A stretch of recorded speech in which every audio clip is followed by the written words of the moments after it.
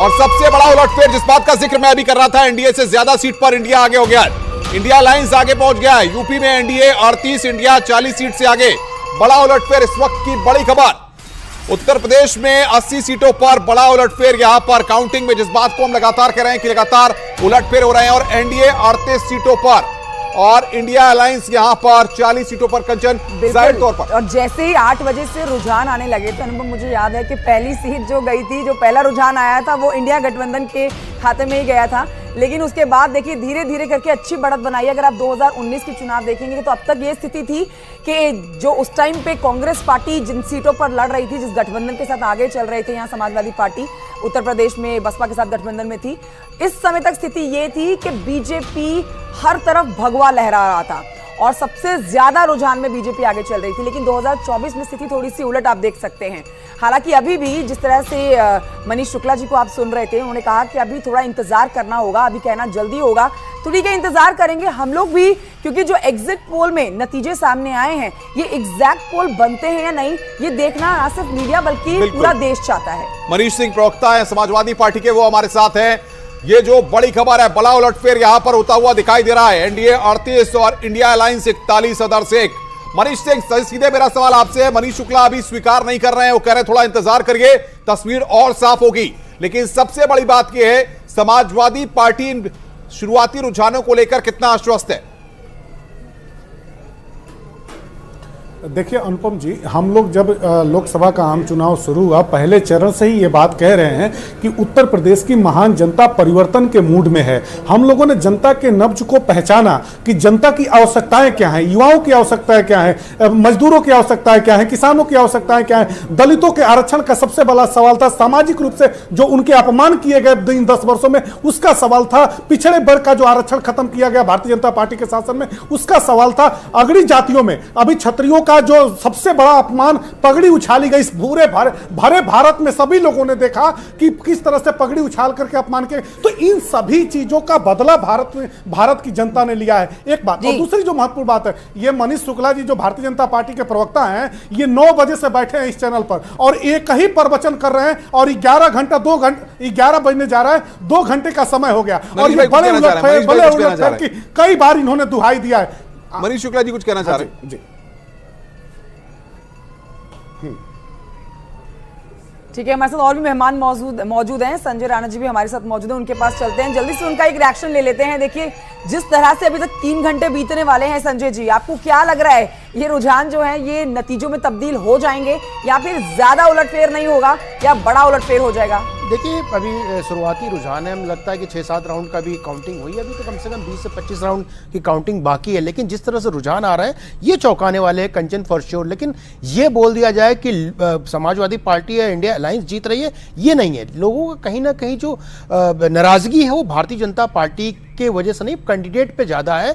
जो कैंडिडेट है कहीं जो उनके काम करने का तरीका, उनका जो कार्य पद्धति है उससे नाराज है। कहीं ना कहीं उत्तर प्रदेश के जो भारतीय जनता पार्टी के नेता ओवर कॉन्फिडेंस में जरूर नजर आए थे। जिस तरह से उनको काम करना चाहिए था, हमें लगता है वो काम नहीं किए हैं। और जो भी टैली आपको यहां पे दिख रही है, सारा का सारा श्रेय नरेंद्र मोदी के कंधे पे जाता है जीतने का और हारने का। संजय जी एक बात पे प्रभात जी को लूंगा और उसके पास आपके पास आऊंगा। प्रभात जी, सबसे बड़ी बात यह है कि जो चुनाव हुआ था 7 चरणों में, क्या आपको लगता है कि उत्तर प्रदेश में जो कास्ट का फैक्टर होता है या जो कैंडिडेट्स थे, कैंडिडेट के सिलेक्शन में या तमाम चीजों पे जो एंटी इनकम्बेंसी थी, वो भारतीय जनता पार्टी को यहां पर नुकसान कर रही है, एनडीए को नुकसान कर रही है इन सीटों में, या और कोई कारण? नहीं, देखिए अनुपम जी, जब मैं स्टार्टिंग यहां आया मैंने बात कही, बिल्कुल निश्चित तौर पे आपने जो सवाल उठाया कैंडिडेट्स को लेकर और जातिगत आधार पे, सबसे बड़ा उत्तर प्रदेश के अंदर क्या चला कि उत्तर प्रदेश के अंदर भारतीय जनता पार्टी कॉन्फिडेंट ये रही कि ओबीसी वर्ग को उन्होंने ज्यादा तवज्जो दी।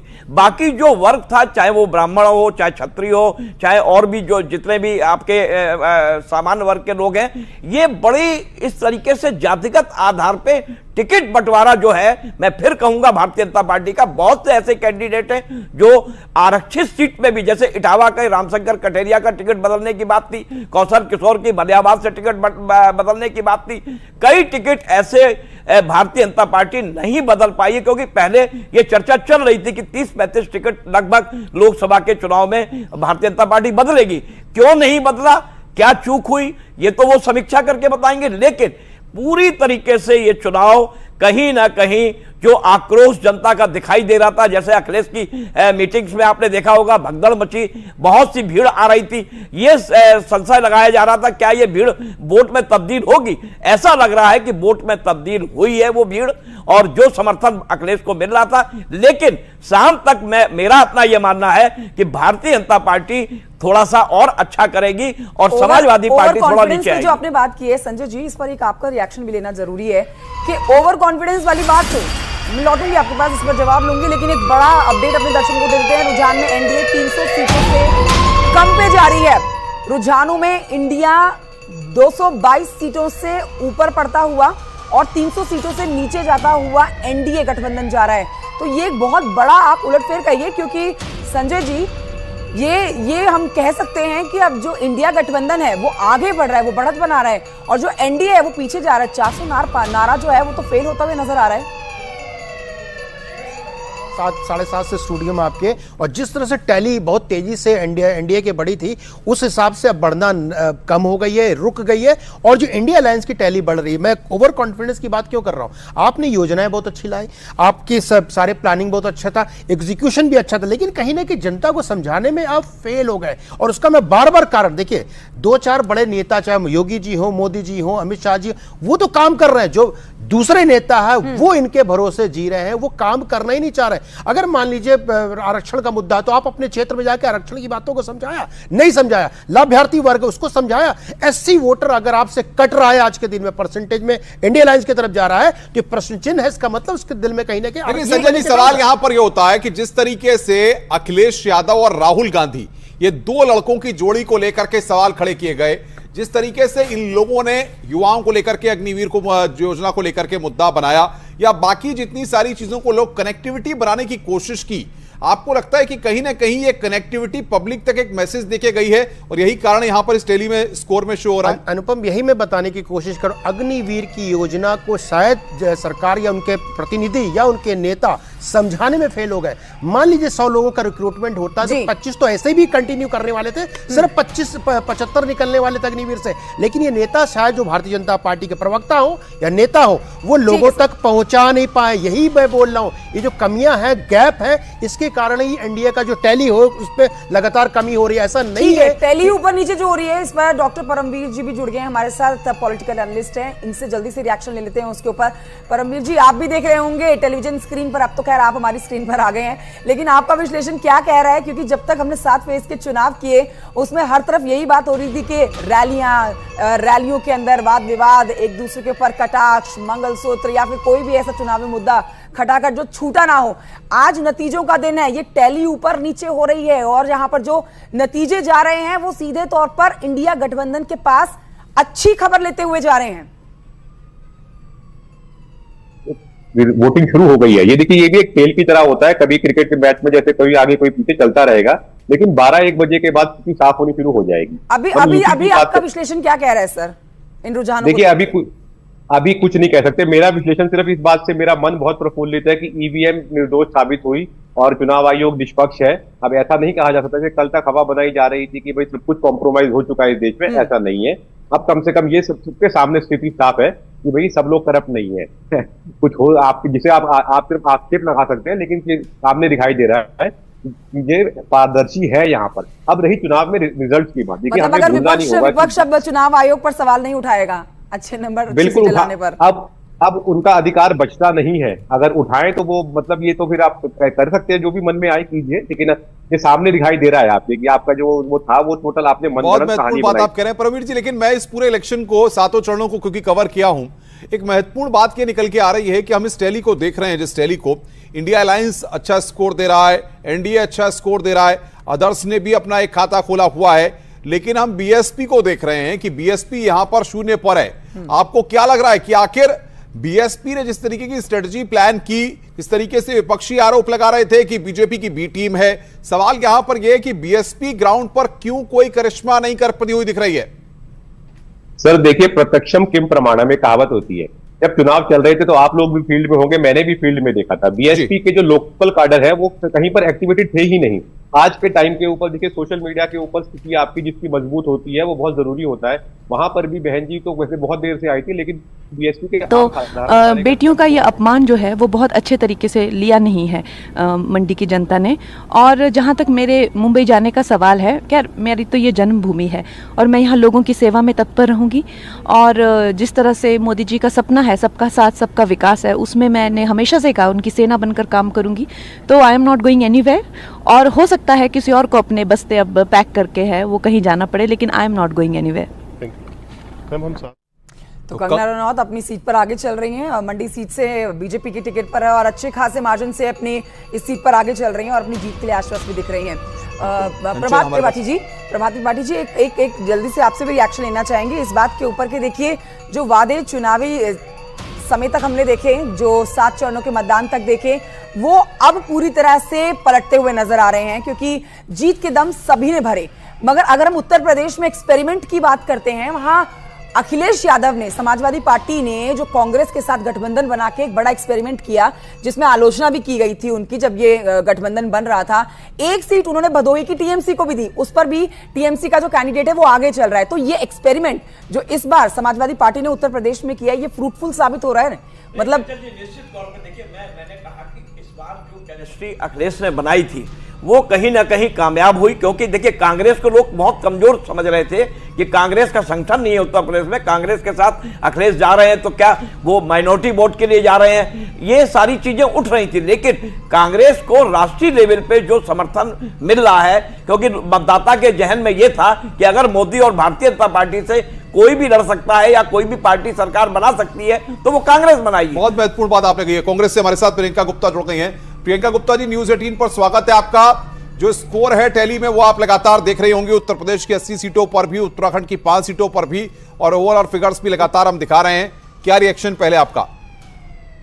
देखिए, सबसे पहले तो मैं देश की जनता को धन्यवाद दूंगी। जिस तरह से आज रुझान सामने आ रहे हैं, जिस तरह से वोटों की गिनतियां स्टार्ट होते ही उत्तर प्रदेश एक बिल्कुल ही एक नए फॉर्म में नजर आ रहा है। आज उत्तर प्रदेश की जनता ने ये बता दिया है कि किस तरह से उन्होंने बेरोजगारी के खिलाफ वोट किया है, किस तरह से उन्होंने किसानों ने जो पशुओं की समस्या थी, आवारा पशुओं की, उसके खिलाफ वोट किया है, किस तरह से जो झूठ और जुमले थे उसके खिलाफ वोट किया गया है। मैं पूरी तरह से देख सकती हूँ कि जिस तरह से जीत की तरफ हम अग्रसर हैं, उससे जनता भी उत्साहित है क्योंकि जनता ने इस बार अपने मुद्दों पर वोट दिया। और सबसे बड़ी चीज है कि जो कार्यकर्ताओं में आज उत्साह देखने को मिल रहा है वो वाकई में सराहनीय है। आप देखिए कि बनारस जैसी महत्वपूर्ण सीट पर आदरणीय अजय राय जी जिस तरह से आगे चल रहे हैं, चाहे वो अमेठी हो, चाहे रायबरेली हो, चाहे अन्य सीटें हो, चाहे गठबंधन की सीटें हो, किस तरह से हम आगे चल रहे हैं और एक सरप्राइजिंग मोमेंट है वो सबके लिए। तो मुझे लगता है कि इस बार देश क्या उम्मीद है आपको प्रियंका जी, अभी जो टैली है, आपको क्या उम्मीद है ये और आगे आपके फेवर में बढ़ेगी, या ये मान लिया जाए कि भारतीय जनता पार्टी जो आंकड़ा है उसको छू करके इसी को परिणामों में तब्दील होकर के सत्ता की चाबी अपने पास रखेगी? देखिए, मुझे लगता है कि सत्ता की चाबी इस बार देश की जनता ने बदलने का मन बना लिया है। इंडिया गठबंधन को बहुमत के साथ वोट मिल रहे हैं और जो उत्साह आप देख सकते हैं वो वाकई में सराहनीय है। और मुझे लगता है कि जो बदलाव की बयार है ये शुरू हो चुकी है। इस बदलाव की बयार में जिस तरह से आप देखिए ये कई सीटें हैं जिसमें आप बढ़त बनाए हुए हैं और जो महत्वपूर्ण सीटें जिनके बारे में लगातार प्रियंका गुप्ता हमारे साथ जुड़ी हुई थी। संजय राणा जी, 2 सवाल के साथ मैं आपके पास आ रहा हूं। पहला ये कि अगर हम देखें वोटिंग परसेंटेज को लेकर के, तो वोटिंग परसेंटेज 7 चरणों में कई जगहों पर सवालों के घेरे में आया क्योंकि वोटिंग टर्नआउट काफी कम हुआ था। तो क्या एक बड़ा फैक्टर यह भी हो सकता है कि लोग वोट डालने के लिए नहीं गए और उसकी वजह से कई प्रत्याशियों को हार का सामना करना पड़े या उनको उतने वोट नहीं मिल पाए जितने वो एक्सपेक्ट कर रहे थे? और दूसरा सवाल ये कि क्या जिस तरीके से इंडिया अलायंस के लोगों ने प्लानिंग की और एक सीट पर कैंडिडेट सामने जो उतारे वो भी प्लानिंग के तहत उतारे, चाहे रायबरेली की हम बात कर लें या अमेठी की बात कर लें या और बाकी जगहों की बात कर लें? देखिए, जहां तक आप बात कर रहे थे वोट परसेंटेज की, तो फेज 1 और फेज 2 में नो डाउट 3.78 और 3.41 का डिफरेंस था जो पुराने 2019 से अगर कंपेयर किए थे। लेकिन बाद में आते आते 1% और 0.78% का रह गया था, बहुत कम मार्च डिफरेंस रह गया। देखिए, वोट परसेंटेज का ऐसा कोई वो नहीं कर कम पड़ रहा है तो कंटिन्यू करेगा, ज्यादा हो गया तो बदलाव है। आपके हिसाब से अगर वोट परसेंटेज का अगर टैली होता ये बढ़ना, तो फिर तो बदलाव दिख नहीं रहा होता। देखिए अब टैली में तो इंडियन अलायंस काफी अच्छा परफॉर्मेंस करे। अगर कांग्रेस की बात करें तो सेंचुरी मारने की तरफ है, समाजवादी पार्टी 4-5 गुना 6 गुना बढ़ गई है। वो शाम तक हमें सब पता चल जाएगा, लेकिन ये कोई आंकड़ा नहीं होता कि अगर कम हो रहा तो किसी कैंडिडेट को हार सकता, जीत सकता है। जहां तक चर्चा कर रहे थे जो कैंडिडेट का सिलेक्शन जो किया गया है उत्तर प्रदेश में, देखिए कैंडिडेट का सिलेक्शन ऐसा कुछ नहीं हुआ, प्लीज समझने की कोशिश कीजिए। सिंपल वोटर के दिमाग में एकदम क्लियर था, मोदी या दूसरा कोई और भी, कोई भी पार्टी लड़ती। देखिए यहां पे सिर्फ आप बात करेंगे तो आप इंडिया अलायंस में अगर बात करें तो कांग्रेस और समाजवादी पार्टी है, बहुजन समाज पार्टी नहीं है। और बहुजन समाज पार्टी कहीं पे इसलिए नहीं दिख रही है आपको कंचन जी, अनुपम जी, उसका कारण है कि वोटर डिसाइड कर चुका था आइदर राइट विंग और लेफ्ट विंग। बिल्कुल बिल्कुल संजय जी, हम रोकेंगे आपको।